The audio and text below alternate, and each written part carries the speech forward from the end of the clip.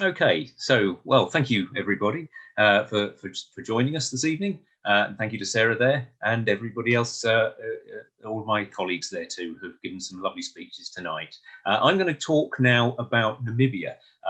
This is a country that I've been very fortunate to go to for the last couple of years. Although I manage tours chiefly in Europe, I started working on some Namibian tours a couple of years back. Because I have a great interest in astronomy as well as in wildlife. And so I developed a tour to see some of the wildlife during the daytime, but see some stars at night. But I'm going to talk tonight generally about Namibia as a country. So first off, let me bring up the slide. So we've already heard about Tanzania and Zambia. So now we're moving across to the Atlantic coast of Africa, the southwestern part of Africa, just north of South Africa and south from Angola is the country of Namibia. It's a vast country, a very country about the size of well, three and a half times the size of the UK. So it's a very large country, but it has a minute population by the standards of anywhere in Europe. It actually only has a population of 2.5 million people, so only about a 30th of what we have in the UK. So it's very sparsely populated, and that's because it's largely a desert or semi-desert country, so it can't support large populations. But there are people, there are population centres in the capital Windhoek, Walvis Bay, Swakopmund, and a few other small towns around about. But the thing about Namibia that I find most exciting is that when you're there, you're driving around and seeing vast open spaces and wide vistas and big landscapes, because there's so few people living in the country. Our tours start and finish in the capital Windhoek. The flights are usually either via Amsterdam with KLM or via Johannesburg with BA or South African Airlines. And we arrive into the capital Windhoek, and right in the centre of the country. We have 4 different tours which take in various parts of Namibia. 3 cover sort of fairly similar routes, which I'll chiefly be talking about this evening, and the fourth trip, which is the Namibia, Botswana, Zambia tour, is one that I won't actually be talking about in any great length today, because it goes on through Botswana into Zambia, and we will in fact be dealing with Botswana on another evening. But nonetheless, this is one of our most popular tours, in fact, covering the 3 different countries. The tour on the right of the screen here is the one that we've had established for many years, the Etosha Pan and Skeleton Coast tour. That starts in Windhoek and goes up through Etosha, out to Damara Land, and then down to the coast, and then down to the sand dunes in the southern part of Namibia, or the southern central area, before returning to Windhoek. And this is a very popular circuit covering the real highlights of the country. In addition to those tours, we've recently, however, developed 2 other tours which are slightly more specialist, covering a similar route to the Etosha Pan and Skeleton Coast trip, but these trips focus on a different aspect to Namibia. One is our night and day program, and this is one which, whilst we enjoy obviously all the wildlife and bird life during the day, but we also spend some of the evenings doing some astronomy, looking at the glorious, clear, crystal clear skies down there in the southern hemisphere, the Milky Way, and many other features of the night sky down there. And then the second tour, on the right-hand side, the map there depicts the route followed by our photographic tour. And this one, again, similar route, although it actually goes further south, down to Lüderitz as well, but it picks up on a number of places where photographers are particularly keen to see, such as the Quiver Tree forest and parts of the dunes, and visit some of the dune fields at times around the sort of sunset, sunrise times, when they're most suitable for taking magnificent photographs. But on both of those tours, really, the main emphasis is on seeing the wildlife. These other aspects, the night sky and the photography, are more sort of sidelines, really. But nonetheless, very sort of people are very keen to pursue these kind of interests there too. This is the vehicles or type of vehicles that we use down in Namibia. They are Toyota Land Cruisers that have been specially kitted out at the back with seating and the pop-top roofs. We only have enough. We only sell enough seats in the vehicle so that everybody has a window seat, so that you can slide that window down. You can see the windows down the side of the vehicle there. You can slide the window by the side of you down. But also when we're in the national parks, you can and stationary, we can take that lid up and view the wildlife while standing up, as the people are in this image. So I was going to start talking about Etosha and then move to the more southerly areas of Namibia.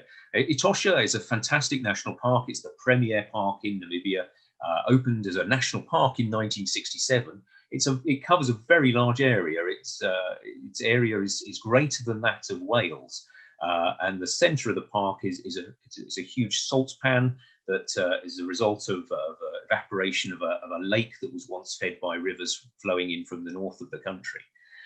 But all around that salt pan, there are, and around the periphery of the park, are a number of water holes, some of which remain filled with water throughout the entirety of the year, even through the dry season. And these are what attract the great numbers of animals. And I'm not going to go into great talk about all the different species that you see up in Etosha, because a lot of the animals that you see there are very similar to what you've seen pictures of from Geology in Zambia and from Ball in Tanzania. But there are all the major mammals there, from giraffes, southern giraffes there. There are zebras, you can see the waterhole, but both common and mountain zebra. Springbok are very, very common.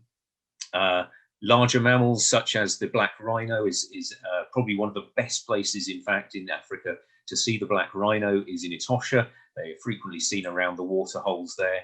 And in fact, Namibia has about a third of the world's population of black rhino.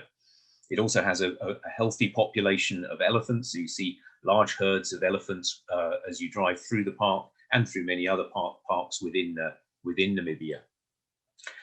In addition to that, there are all or many herbivores, such as the wildebeest there in the top left. Down in the bottom left, it's the springbok.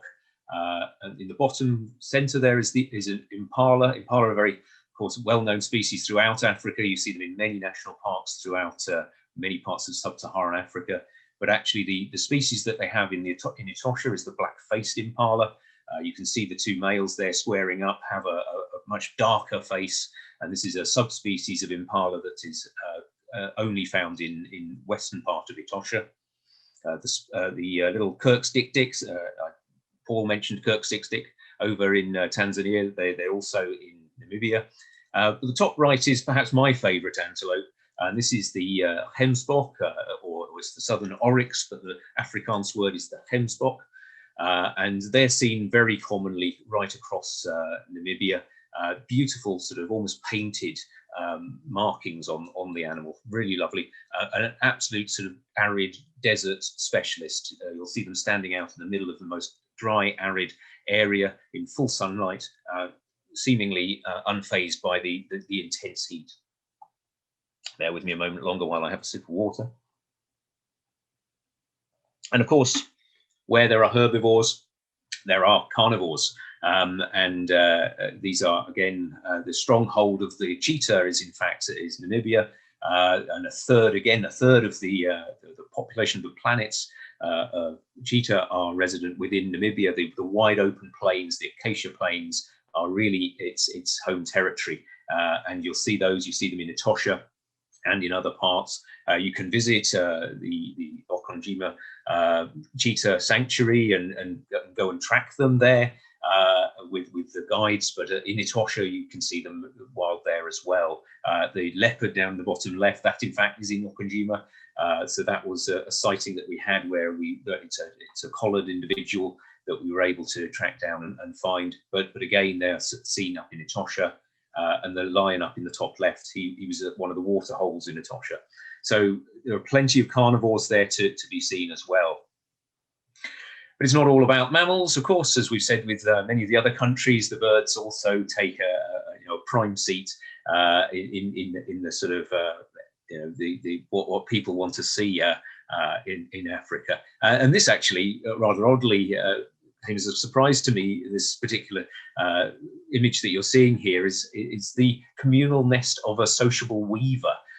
And if you're traveling around in Namibia and some parts of northern South Africa, you may come across trees or even telegraph poles with huge, great, almost like haystacks draped across them. I was, when I first visited, I was not familiar with the species. I'd seen it on television, but didn't really expect to see them down in Namibia. But in fact, they are quite a common sight there. And indeed, if you look up from underneath those sort of haystacks, you'll see the little holes, and you may see, like the image on the right there, a sociable weaver peering out. And this is the largest structure of any bird that any bird has made. And it may be up to 100 pairs of sociable weavers might be breeding and nesting within one vast nest, which can weigh up to half a ton. But also there are lots and lots of other birds. You don't need to be a full, hardcore birder to appreciate the bird species and the loveliness of some of the birds that you see out there. This is just a selection of some birds that I saw on my last trip out to Namibia. The bird in the top left, I think, came as it was a real treat to see. This is a shaft-tailed whiter. And these are birds which during out of the breeding season are quite dull and small and almost like a sparrow. But during the breeding season, the male develops these phenomenal long tail plumes, which are 30-40 centimeters in length. And this is a striking bird to see. In the top right, you have some rosy-faced lovebirds. And this is actually in the nesting area of a sociable weaver. So they've actually taken up residence in the sociable weaver's nests there. But they're a lovely bird to see. Down in the bottom left, we have the crimson-breasted shrike, a beautiful, really vividly coloured bird, and very commonly seen around the camps, the water holes, and around the country generally. And in the bottom right, we have the violet-eared waxbill. Again, a gorgeous little bird. None of these birds here are uncommon at all. They're birds that you're very likely to see driving around, and really, they are stunningly coloured. And there are so many other birds. It's hard to do justice to the avian life in Namibia. But I'm going to move now from Etosha in the north across to the area which is often referred to as Damara Land. It's where Twyfelfontein is centred, and that is an area which is become very, very famous now for having tremendous petroglyphs. In the stones in one valley there are carved thousands and thousands of petroglyphs of animals and warriors, and these have been carved by local tribespeople over the course of millennia. So for probably 5,000-6,000 years, these have been carved out in vast areas of it, and it's actually a UNESCO World Heritage Site. And this is a very interesting area to visit. As I say, it's about a half a day's drive south from Etosha, southwest. The local Herero tribe are the people in the area, and the lady there in the bottom right-hand in the right-hand picture is a member of that particular tribe. Whilst you're in that area, this arid area, you might start seeing some plant life. If it's rained at all recently, within the last 2 or 3 weeks, you get fantastic blooms of flowers coming out. This is a devil's thorn in the top right, and the bottom right is a Southwestern Edelweiss, not related in any way to the European Edelweiss, but a beautiful, delicate little flower that had come into bloom because there'd been a bit of rain a few weeks prior to my visit. On the left-hand side, this is for the botanists. This is Welwitschia mirabilis, and that's a very, very special plant indeed. It's one that's not only it's endemic to the Namib Desert, so to Namibia and parts of southern Angola, but it's actually a plant that is really evolutionarily distinct. It's not only a member of its own genus, but more than that, it's actually the sole member of its family and indeed its order. So it's a plant that's diverged from other plant species many millions of years ago. And although it's not a great looking plant, it's a real interest plant. And that particular specimen is actually on the side of a petrified tree that you can see there going away into the distance. And this is quite an interesting site that you might visit on our astronomy tour, in which there's quite a number of trees all laid out that were deposited after a great flood about 270 million years ago. The geology in Namibia is really very interesting. The openness of the landscape, the lack of vegetation in many areas really means that you can appreciate the local geology very well. And in that area of around Twyfelfontein, you also go looking for the desert adapted elephant. These are very commonly seen around the camp itself, and sometimes within striking distance of the club, the lodge that we use there. These elephants are the same species as the African elephant, but they are adapted for desert life. They have wider feet for coping with the sort of going around in the sand. They're slightly longer of leg and smaller of body. And I believe they even have a slightly adapted kidney for dealing with having less water available to them and having to survive and make use of the water that is present there. So that area in the Kunene region in the northwest of Namibia, leaving that behind and dropping south towards the coast, we come to the second principal town of Swakopmund, and to the south of that, Walvis Bay, that you can see on the map there, on the coast, on the Atlantic coast. Swakopmund is a very interesting little town. It's often a quite refreshing place to visit after you've been out in the sort of arid regions, because it's down on the coast. It's got a much more moist sort of climate, and it's got an interesting architecture. It's got quite nice shops, quirky shops, bookshops, and also some excellent restaurants and particularly fish restaurants there. But we use this as a base for doing some trips out to the coast, out from the coast, I should say, and on our Etosha and Skeleton Coast trip, we have a boat that we take out from Walvis Bay out into the bay there, but also further out into the open water, where, because the result of the Benguela current, which feeds cold water up from the Antarctic, it's very rich in marine life. So we have within the bay area, you commonly see bottlenose dolphins there in the bottom left.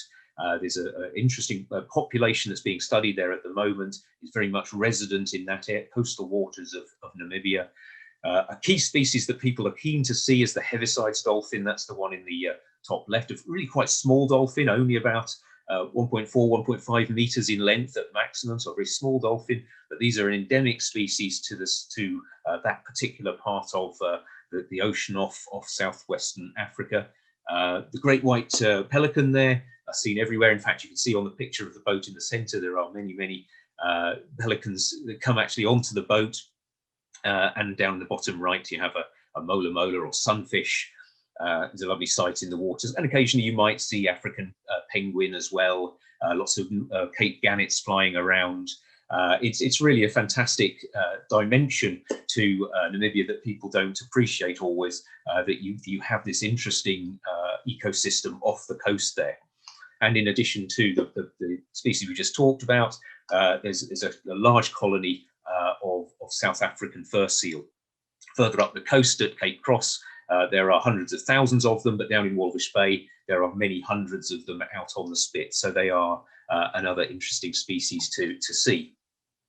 As we then head south from Swakopmund, we then go back into the sort of desert type landscape, and we start to see the quiver trees. This is an icon of Namibia. This tree isn't actually a tree; it's a member of the aloe genus, and the San Bushmen of this area of the Kalahari used to use this tree to create a quiver for their arrows, and that's why these are called quiver trees. And they're really quite stunning trees to take, and very photogenic.